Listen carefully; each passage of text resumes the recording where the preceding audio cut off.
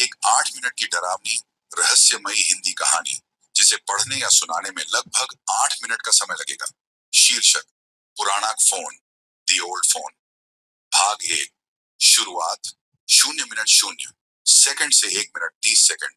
दिल्ली के बाहरी इलाके में पुरानी और बदनाम काली कोठियों वाली कॉलोनी में एक जर्जर मकान के दूसरे मंजिल पर राहुल अकेला रहता था।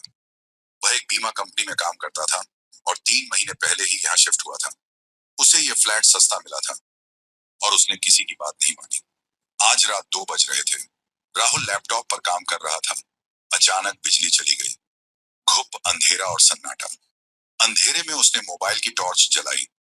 तभी उसकी नजर कोने में रखे एक पुराने धूल भरे टेबल पर गई। जहां कभी कुछ नहीं था, वहां अब एक पीतल का पुराना रोटरी फोन रखा था। राहुल को हैरानी हुई। उसने सोचा, ये कहां से आया? धीरे धीरे उसने टॉर्च फोन पर डाली। फोन पर तार नहीं था, लेकिन उसकी घंटी ट्रिन ट्रिन बजने लगी। अंधेरे कमरे में वो आवाज मानो चीख रही थी। राहुल डरा, लेकिन उसकी जिज्ञासा जीत गई। उसने रिसीवर उठा लिया। हेलो, उसकी आवाज कांप रही थी। दूसरी तरफ से एक बूढ़ी धीमी औरत की आवाज आई। राहुल, मैं तुम्हारा इंतजार कर रही थी। बहुत दिन हो गए बेटा। लाइन कट गई। राहुल के होश उड़ गए। वो औरत कौन थी और उसे उसका नाम कैसे पता था? भाग 2। रहस्य की परतें।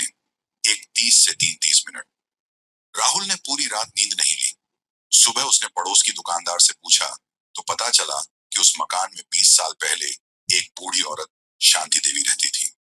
उसका बेटा अमेरिका गया और कभी वापस नहीं लौटा। अकेली शांति देवी ने उसी कमरे में फांसी लगा ली थी। उसके बाद से वो फोन किसी को आवाज देता है। किसी ने वो फोन छुआ नहीं। राहुल तार्किक था। उसने वो फोन कचरे में फेंक दिया। शाम को वे से लौटा तो वही फोन फिर से उसी टेबल पर रखा था, बिल्कुल साफ और चमकता हुआ। इस बार उसने रिसीवर खुद उठा लिया। कौन है तुम? उसने गुस्से से पूछा। वही आवाज आई, लेकिन इस बार रोने जैसी। राहुल, मेरा बेटा अमेरिका नहीं गया था। उसे किसी ने मार दिया। उसकी हड्डियां उसी कोठरी में हैं। मुझे न्याय चाहिए। 3 दिन के अंदर। राहुल की रूह कांप गई। उसने टॉर्च जलाकर कोठरी का दरवाजा खोला। अंदर सांपों और छिपकलियों के बीच एक पुराने बक्से में इंसानी हड्डियां थी। एक खोपड़ी, उंगलियां, सब कुछ। राहुल ने पुलिस को बुलाया। पता चला हड्डियां 20 साल पुरानी थी और हत्या हुई थी। मामला दबा दिया गया था। अब राहुल ने सोचा, मामला सुलझ गया। अब आत्मा को शांति मिल जाएगी।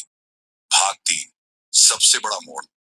3:30 से 6 मिनट। लेकिन नहीं, अगली रात फोन फिर बजा। राहुल डरते डरते उठा। इस बार आवाज तेज, कर्कश और गहरी थी। चालाक हो गए राहुल। पुलिस बुला ली। पर ये हड्डियां मेरे बेटे की नहीं है, ये किसी और की हैं। मैंने तुझसे कहा था ना, उस कोठरी में हड्डियां हैं, पर मैंने नहीं बताया कि किसकी हैं। ये तुम्हारे घर के मालिक की हैं। राहुल के पैरों तले जमीन खिसक गई। और मेरा बेटा, वो कहाँ है? राहुल ने कांपती आवाज में पूछा। फोन पर आवाज बदली। अब वो बच्चे जैसी हो गई। राहुल, मैं हूं ना तुम्हारे सामने। मैं वो बेटा हूं। मेरी माँ ने मुझे नहीं मारा था। मैं अब भी जिंदा हूं। आज 20 साल बाद मैं तुमसे मिलने आ रहा हूं। राहुल ने पीछे मुड़कर देखा। दरवाजे पर खड़ा एक लंबा पतला साया धीरे धीरे उसकी तरफ बढ़ रहा था। उसके चेहरे पर कोई नाक नक्श नहीं था, बस 2 जलते हुए लाल नेत्र थे। भाग 4। खौफनाक सच्चाई। 6 मिनट से 8 मिनट। राहुल दीवार से लग गया। वो साया उसके ठीक सामने आकर रुक गया। उसने धीमी दबी आवाज में कहा, 20 साल पहले मेरी माँ ने एक तांत्रिक से मेरी जान लेने की क्रिया करवाई थी, क्योंकि मैं उनसे पैसे चुरा रहा था।